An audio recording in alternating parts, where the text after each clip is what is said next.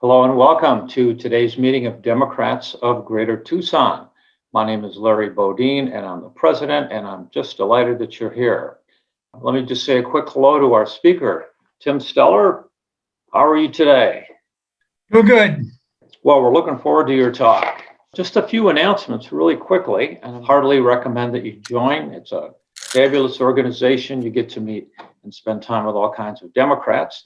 And you simply go to that Join Now button on the website, thedgt.org, and you click on it, and it will take you to a page where you can sign up, and it's only $20 a year, the best business in politics. Also, we ordinarily have Sandy Binion talk about upcoming events, and as you can see down here, Juan Padres, who's a candidate for City Council in Ward 3, will be speaking to us next week, followed by Joyce Jones-Ivy, who's the only Democrat on the Oro Valley City Council. So that should be interesting. And on May 24th, we'll have Akane Oyegbola, who's the acting mayor of South Tucson. So we have a lot of good events coming up. Let me introduce our speaker today. Tim Steller is a journalist at the Arizona Daily Star, where he has worked as a reporter, editor, and columnist since 1997. Tim has been a journalist in Arizona for 25 years, starting earlier at the Arizona Daily Sun. His columns have focused on vaccinations, Reed Park versus the zoo, Senator Kyrsten Sinema versus the filibuster, as well as harvesting fruit for the poor and the shrinking of the Arizona GOP.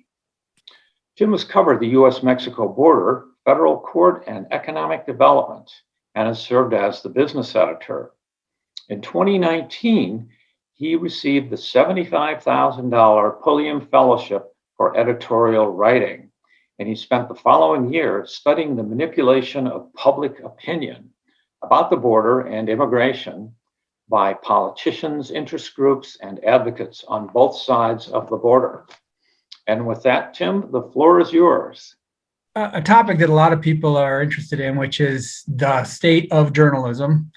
That's a big topic. I can't cover the whole thing, of course, but it's something I have a little insight into, and I follow, and it of course matters to everybody.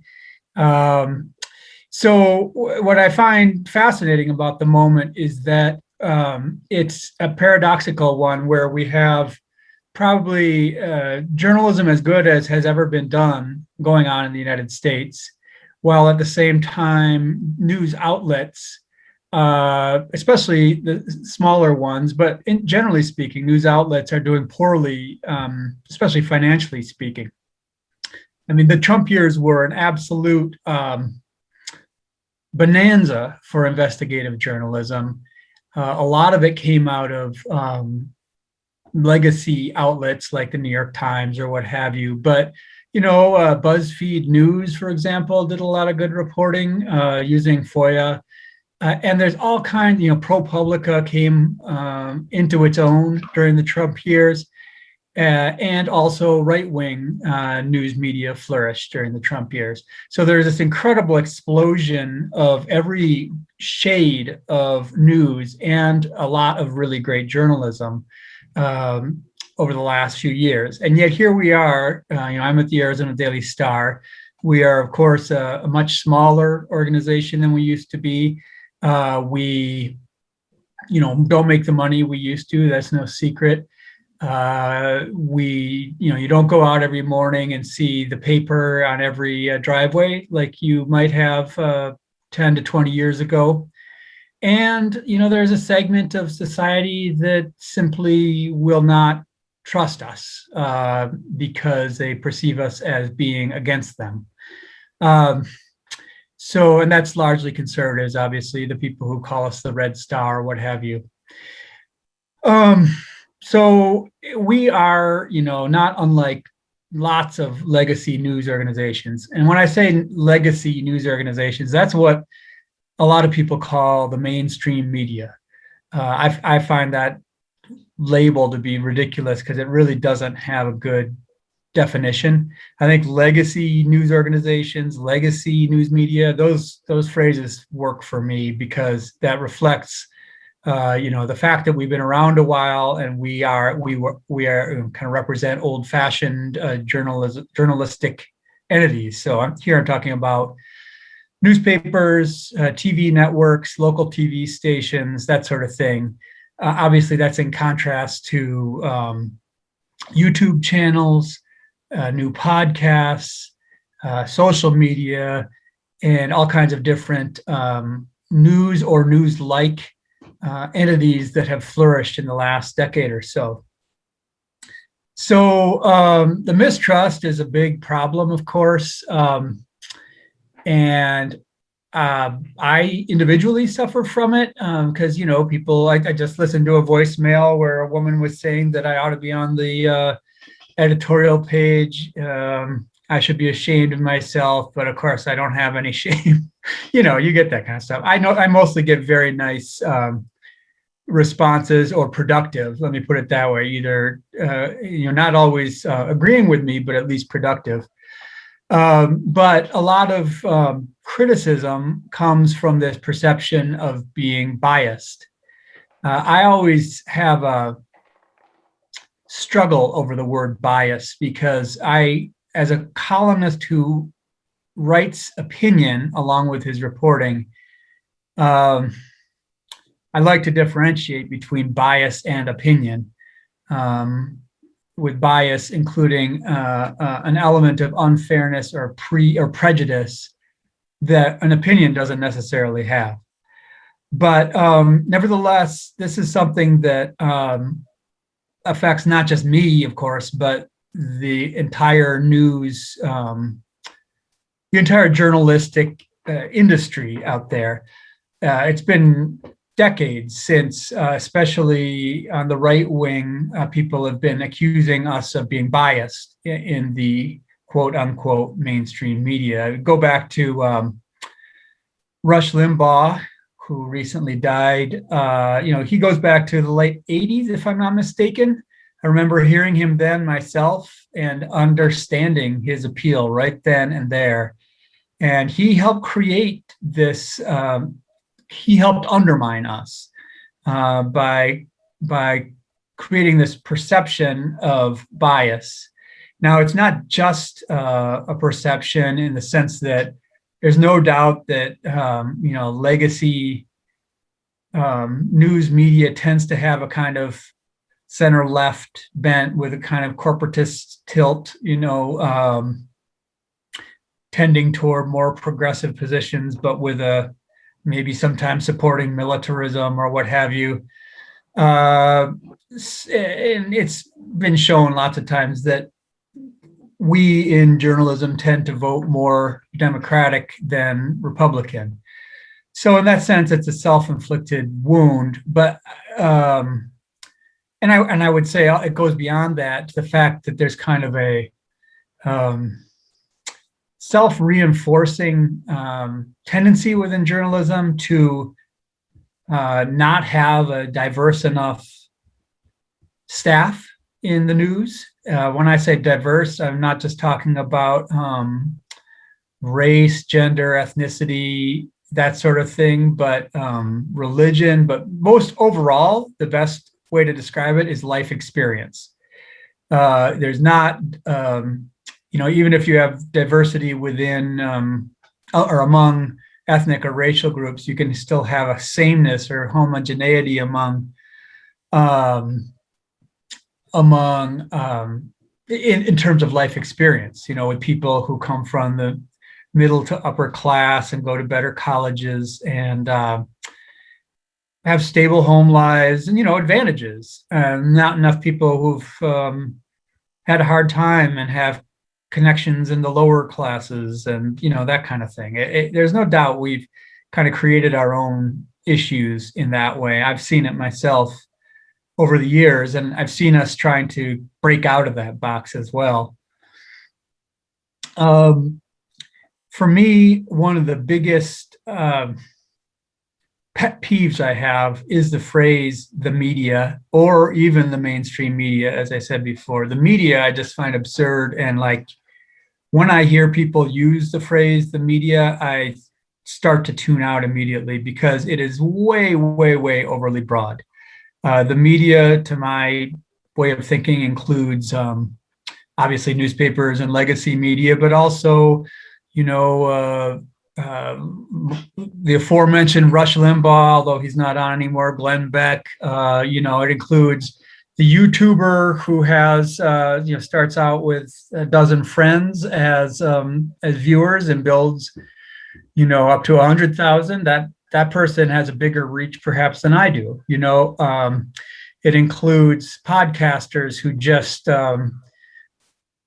state their opinions about their favorite team or about their favorite political issue or what have you. So it's a phrase I can't stand, and I encourage everybody to avoid saying the media because it's a kind of meaningless phrase as far as I'm concerned. So, and one crucial thing to remember as far as I'm concerned is that being in a media outlet doesn't mean you do journalism. So, you know, there are various definitions of journalism, but as I mentioned, there's all kinds of ways to broadcast yourself through a medium these days that don't necessarily involve collecting facts and checking facts and that kind of thing. Now, in my job, of course, I state my opinions. That's part of my job, but my kind of niche as a columnist is to do a lot of reporting and kind of make that the basis for my opinion, as opposed to, like, if you look at the columnists in the Republic, they clearly have a different approach and probably a different assignment as a columnist. They tend not to do much additional reporting, and they tend to do more wordsmithing and framing of issues and events and giving their opinion. So there's a lot of different ways to do column writing. I would call it all journalism, but not everything done in the media is journalism. One interesting thing I've run into kind of as a result of this anti-media public opinion that's developed during the Trump years especially is that obviously many people in the right wing, you know, are hostile to us, and that kind of, you would expect that. Trump worked really hard to undermine the idea that what I say or what any news organization that he disagrees with says is true. So that, you know, that whole fake news phrase was extremely effective. And so, you know, there's a big percentage of the population, I won't say a majority, but a big percentage that is just happy to write me off or whatever legacy news media off simply because that's who we are. The whatever facts we muster to bolster our case doesn't matter at all. An interesting little tangent to this, or a corollary to the right-wing thing, is that you know, that's also become something I've run into and many others have on the left wing, especially if you go back to protests and that sort of thing. People who like take the racial justice, anti-police brutality protests from last summer. Quite a few people who you would identify as left-wingers also are very hostile to the media, and you know, that's fine, but don't try to stop us from doing our job. That's the way I look at it. Nobody should kind of consider us part of the team. On the other hand, if you're doing a protest, first of all, there's hundreds of people out there live streaming it, so you're not going to shut off coverage by targeting the news media. But secondarily, I thought the idea of protests was to get your point of view out.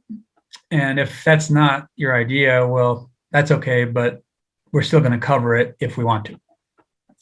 So one of the biggest reasons we're in the pickle we're in is, of course, the proliferation of social media.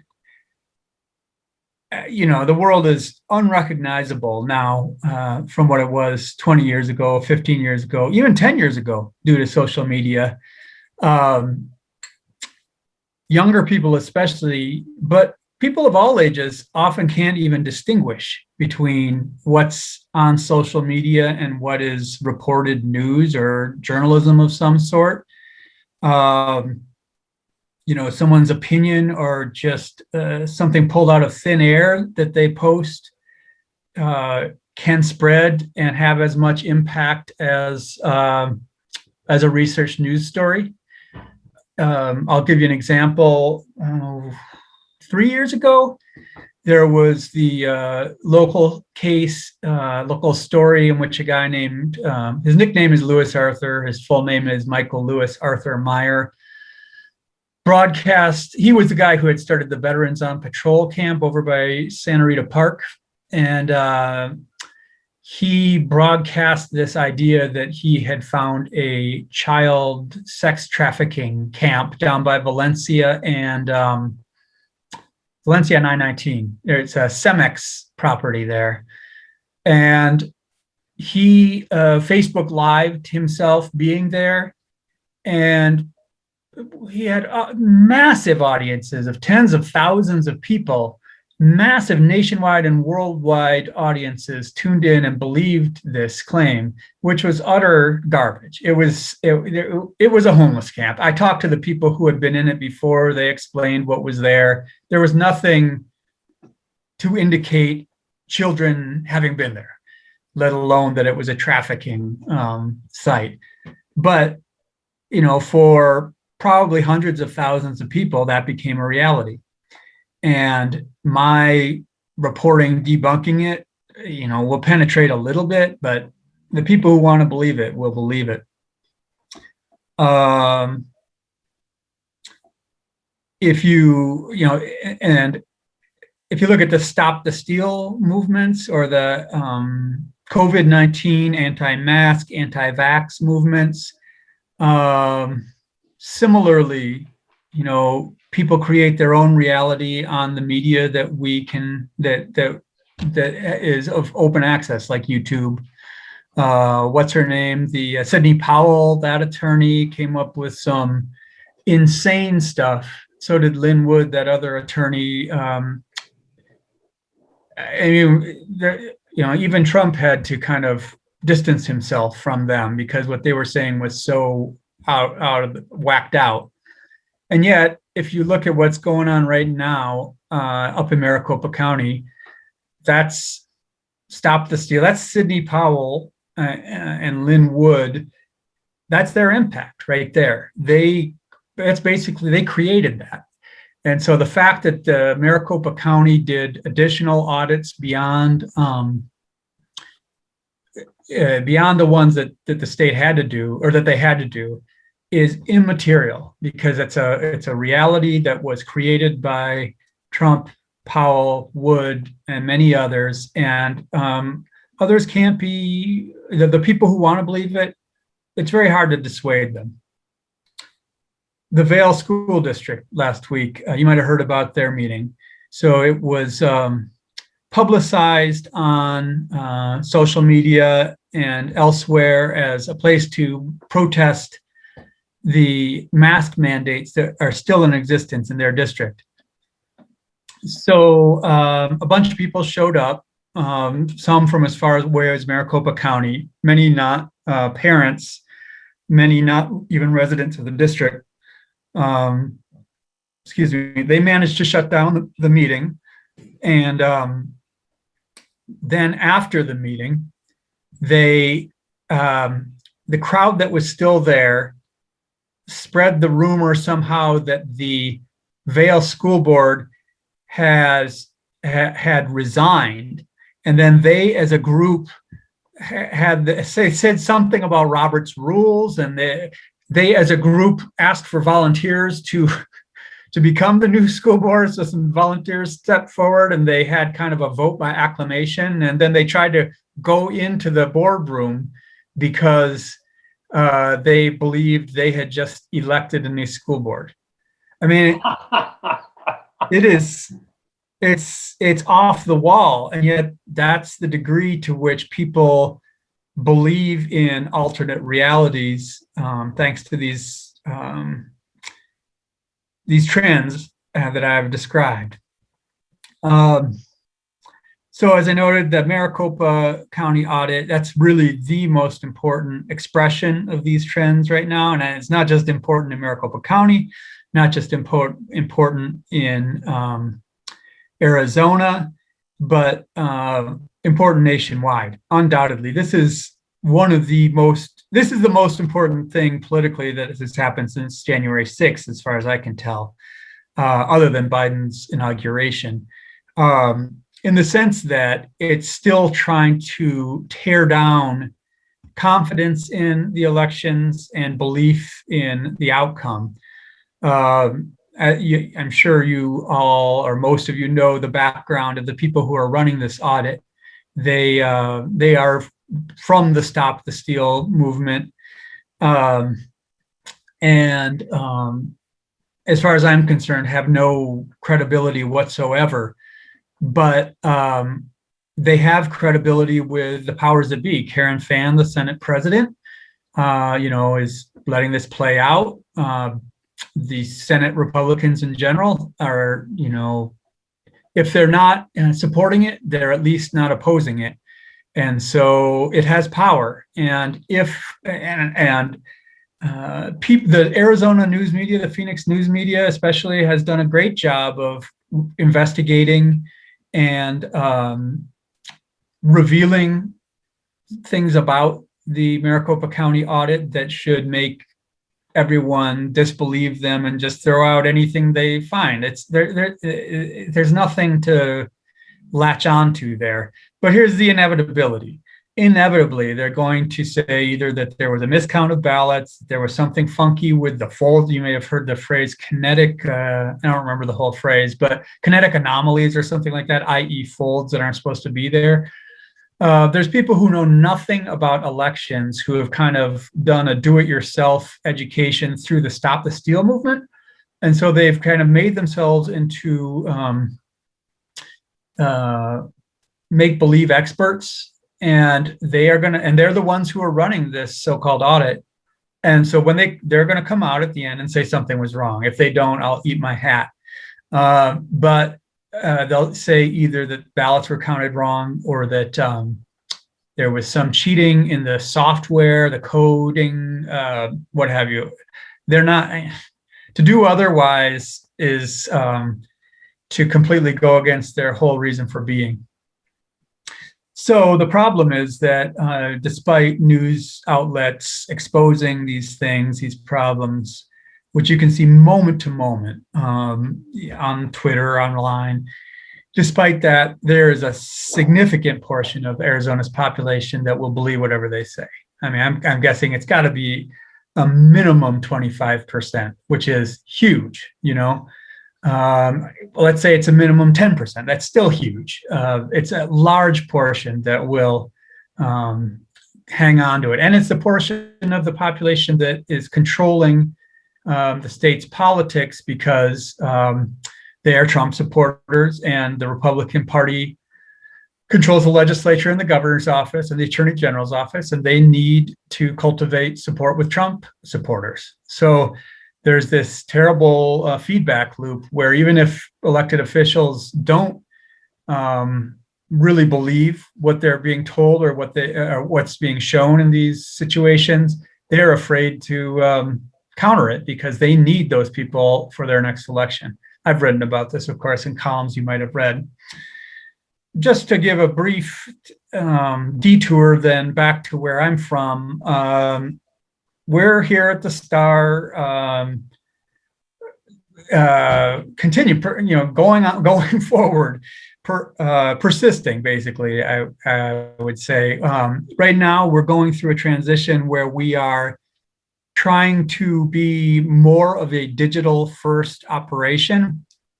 That means that you'll see stories online largely before they come into the print edition. It might be days, it might be hours. Sometimes it might come after in the online edition.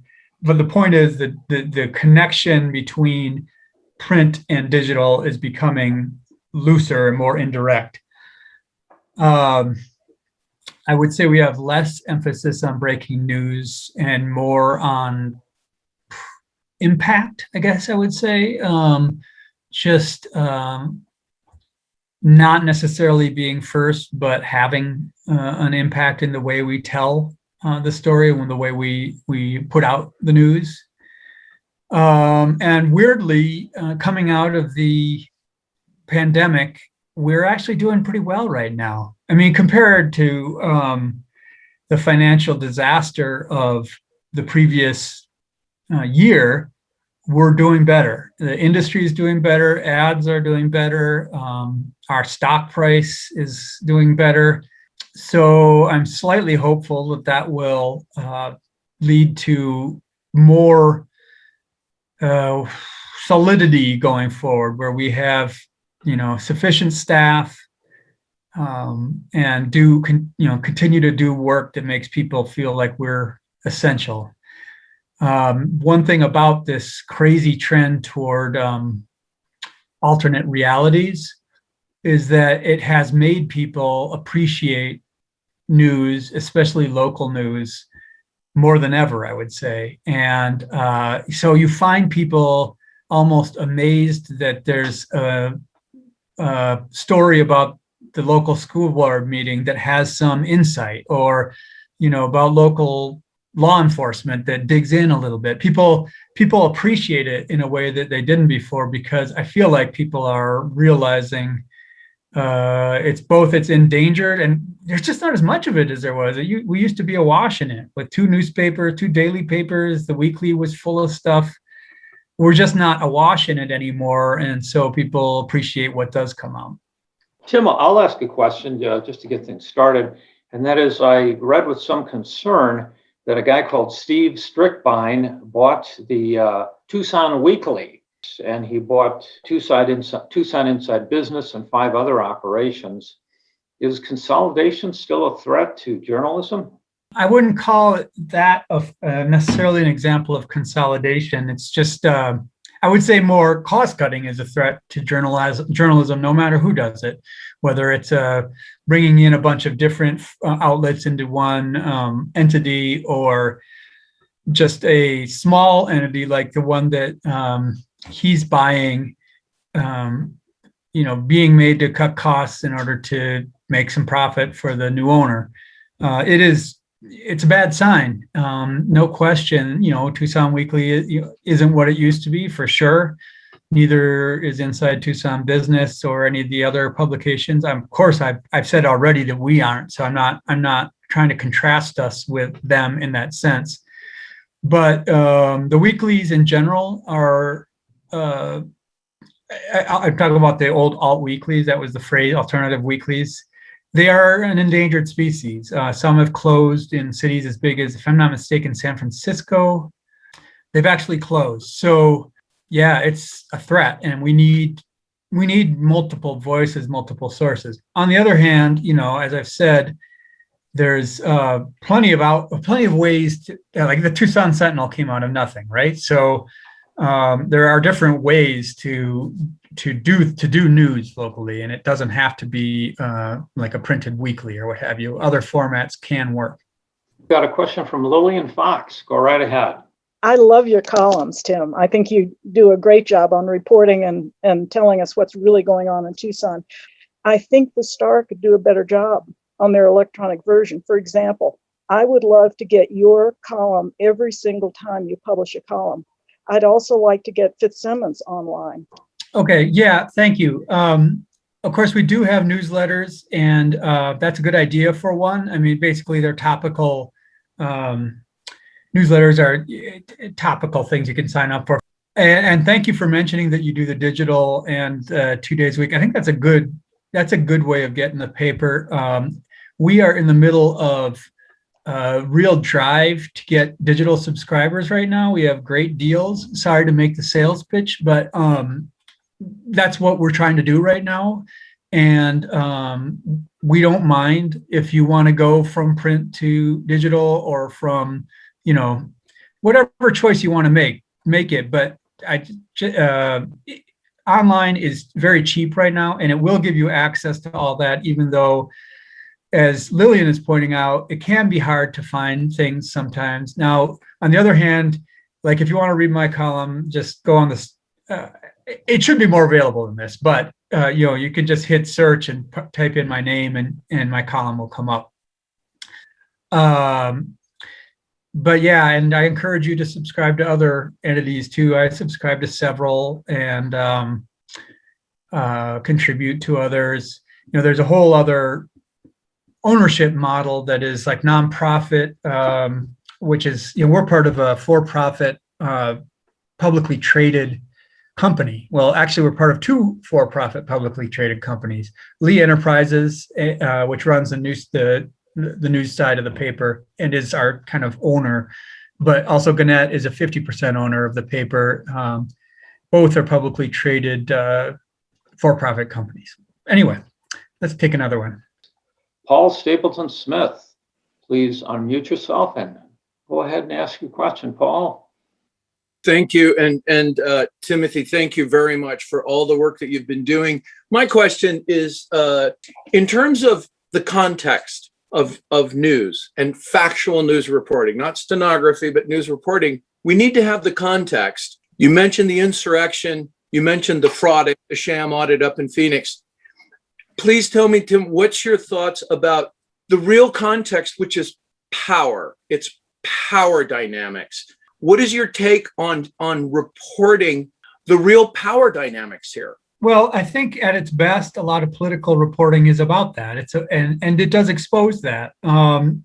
If you look at the coverage of the insurrection, I mean, I think it had that essential quality of being funny and sinister at the same time. Funny because of this self-proclamation of being a new school board, but sinister because it represents kind of rejection of democracy, rejection of the election that just happened. The school board election here I'm talking about, not the presidential election. I mean, all I can say is that that's when we do our job well, it reflects that.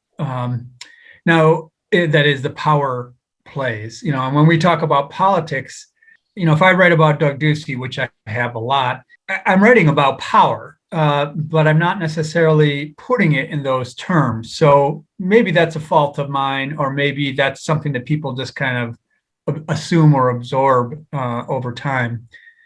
Just one quick thing about unions and working people.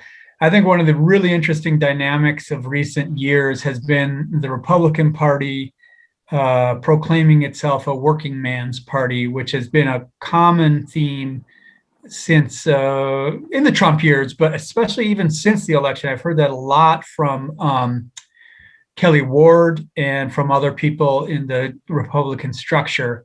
I am fascinated to see how that whole effort plays out, but that's just a side comment. Gail Camaras, you're up next. Go right ahead. Thank you. And thanks to Tim, who's fantastic. We're lucky to have him. I mentioned the Center for the Future of Arizona's report. It reports on the 2020 Gallup Arizona survey, and it shows significant portions of Arizonans support what I would call progressive values, like supporting public schools and affordable and accessible health care and so forth. And these are in this upper 70%. So where's the disconnect? And how do you report on that? Yeah, I mean, that's why you see things like the minimum wage being approved 5 years ago or whatever, but not approved this is by an initiative, not by the legislature. So, I mean, I think in individual legislative races, which is where a lot of these decisions are made at the legislature. So in individual legislative races, goodness knows who's getting involved. Democrats actually poured tons of money, or I shouldn't say the Democrats as a party, but Democratic leaning groups poured tons of money into the races this last year. Republicans have been doing it for years. And so I guess I would just say, it's the outcomes of individual legislative races don't necessarily reflect these broader sets of public opinion. I mean, yeah, you're right that a lot of people support things that the legislature doesn't take up, and that's because the people who don't view the world that way are winning elections for various reasons. All right, we've got a question from Andrea Kennedy. Andrea, go right ahead.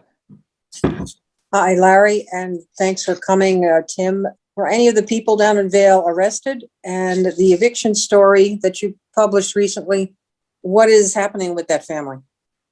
Thank you. Okay, I'll start with the second part first. That was a story about a family that had a family dispute, and this 60-something-year-old couple was forced out of their home.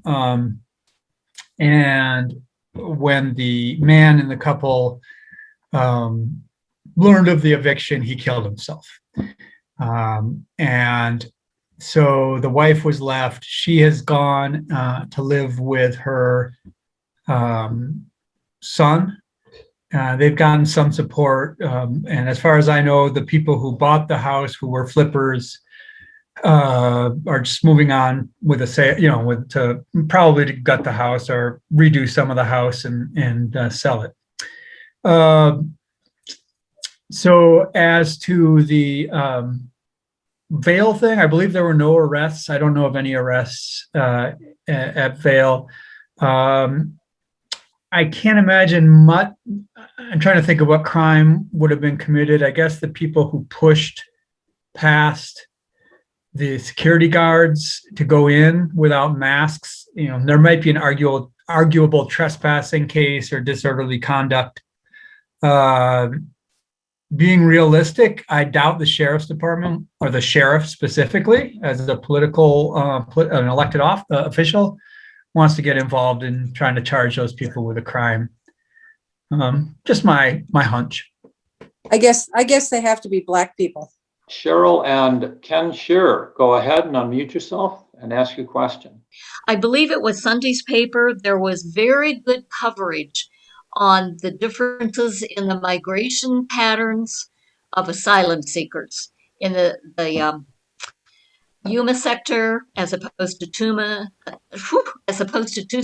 and then Texas. I'm a volunteer at Casa de Alitas, and I've often asked, can somebody give me a broader picture of what is going on? Who is coming through? It's just anecdotal. And like almost everybody in Tucson, I moved here from the Midwest. And so I have friends from throughout the country who say, can you explain any more what's going on? At the conclusion of the article, the writer said the next update will be, sometime within the next couple of weeks. I hope you'll give this priority coverage. Yeah, well, of course, that has been a priority of mine over the years, and especially in the last couple of years. You're talking about my colleague Kurt Prendergast, his story, and it's really, that to me is crucial. I mean, it's obvious that this Biden border crisis thing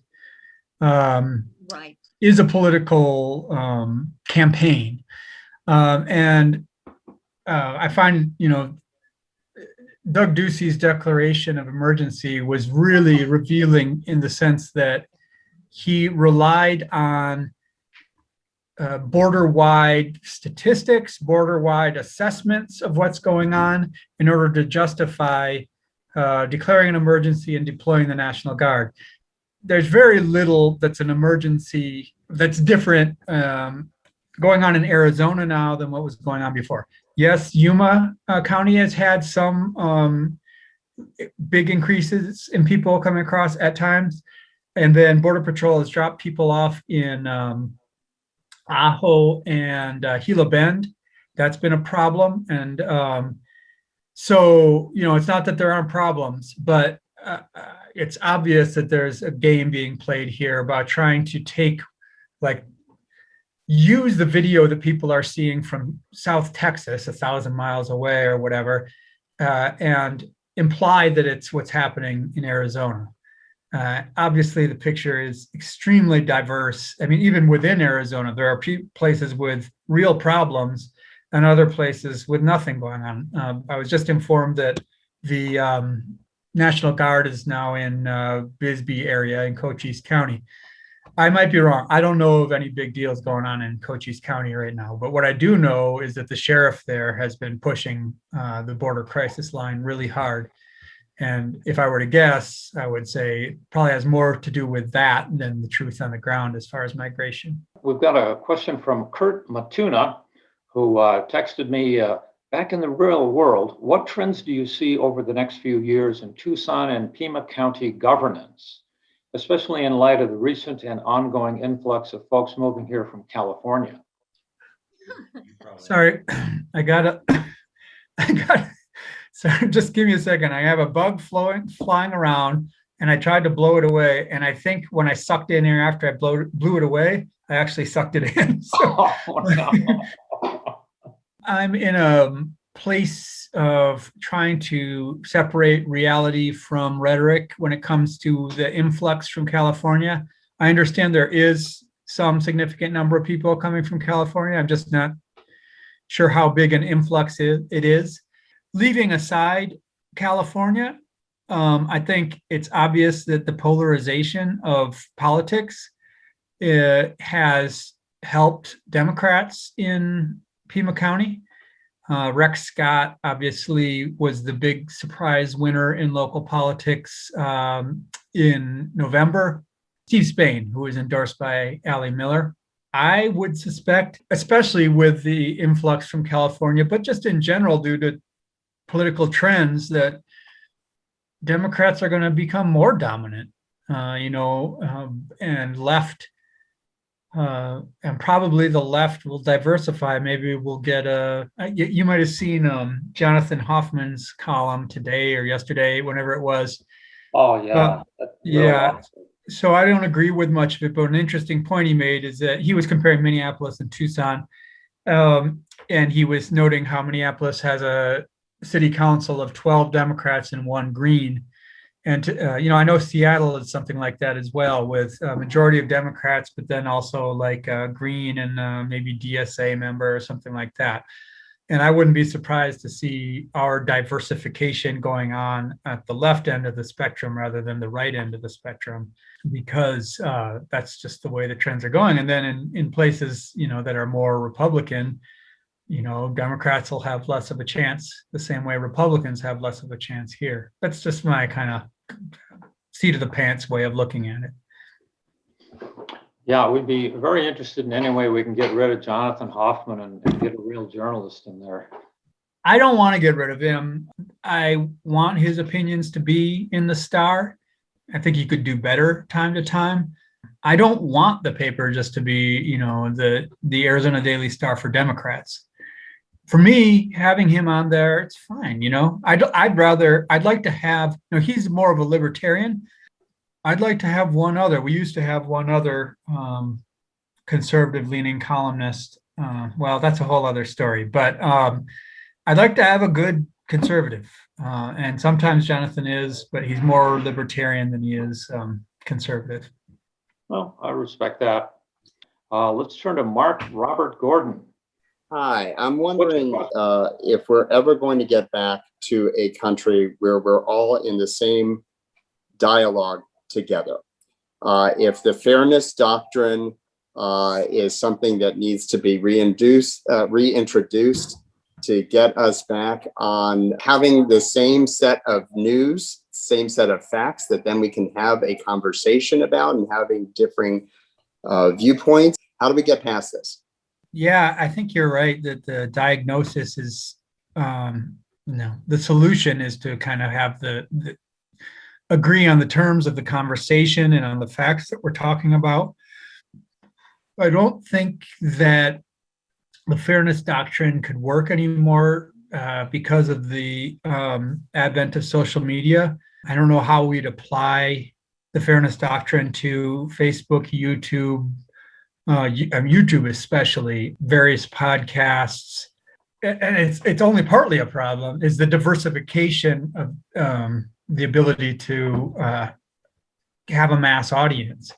And can we license YouTubers and then require them to do multiple sides to every story? I don't know.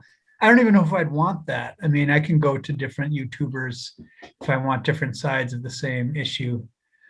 So yeah, to me, you've put your finger on the problem, and I just don't. The one thing I'll say is that I think a lot of people understand that this is the problem on all the political sides, but there's a lot of people who would rather practically destroy our system than give up power. So I'm not that hopeful, but I think you're right that there's about the problem, and I think you're not the only one. I think a lot of people recognize the need to have the conversation as one country and not be essentially treating each other as enemies who have completely different understandings of what the facts are. We get into perception issues here as to what's a real issue and what's not a real issue. The problem is how to use, if there's any force we can use, or if there's got to be a more subtle way of getting people on the same page, at least in the same conversation. Right. Yeah, and I don't have the answer to that, but I've seen increasing talk of that kind and recognition that this is a problem. Lillian, why don't you go ahead? Lillian has a follow-up question. Somebody asked about how do you deal with reporting on things that are just lies? In other words, not doing the stupid both-siderism. I can see the question right now. Has journalism gotten any better about both-siderism when dealing with facts versus falsehoods? And I would say yes. I think for sure. I mean, Trump made it a requirement. Granted, he played on journalism's weaknesses. Over time, people got a lot better at calling his lies and pointing them out and not dancing around them as one way of looking at the facts. In my position, it's easier for me because I'm a columnist who's asked to share my opinion, to call something false or a lie or what have you. But I think overall that's an issue that especially non-legacy media has gotten better at, i.e. the outlets that aren't news networks or newspapers have kind of led the way in calling a lie or in not both sidesing something that is a fact that's at a both sides issue. Tony asks, how do you break through phrases that reach people on a visceral level? For example, phrases like death panels, make America great, and defunding the police. How do you break through those catchphrases? These phrases can be used for good or evil. Anyway, Andrea suggests Obamacare. Yeah, I mean, that could be an example. It can be viewed as a positive. So anyway, death panels is you don't have to use the phrase. And also just thinking about it, the phrases they can take on different meanings. Yeah, like Andrea says, Obamacare. Obama adopted it as his own. Yeah, it was used derisively at first. You wouldn't want to adopt death panels as a positive, but it also takes on a different meaning than intended. The more reporting is done on it, it can become an object of ridicule rather than something that contains a scary, believable message. As with everything, you don't have to repeat the phrases or the packaging that someone else gives you, and you should try to avoid it if you're trying to tell the truth and they're not doing it. I don't know. I guess I would just say catchphrases can be used different ways, and if I can find a catchy phrase, I'll use it as much as I want to, or as much as I can, because it's a way to capture attention. But of course, that can be used for evil as well. Well, Tim, yeah. we've run out of time. I know we could keep you here all afternoon with questions, but I was wondering if you could close out our meeting with a sort of a summary. Let us know how people can contact you and find you, and what Democrats can do to support your good journalism. Well, as I mentioned, as far as supporting us, the cheapest, easiest way is to buy an online subscription. And I don't have the link here, but Tucson.com, go there. And I feel like maybe I'm too optimistic, but I feel like we're coming around to a time of recognition of where we are. The insurrection, January 6th, really brought home what the stakes are. There's a fight on for, the future of the democracy. And I think that the recognition that that fight is on is, the first step toward winning that fight.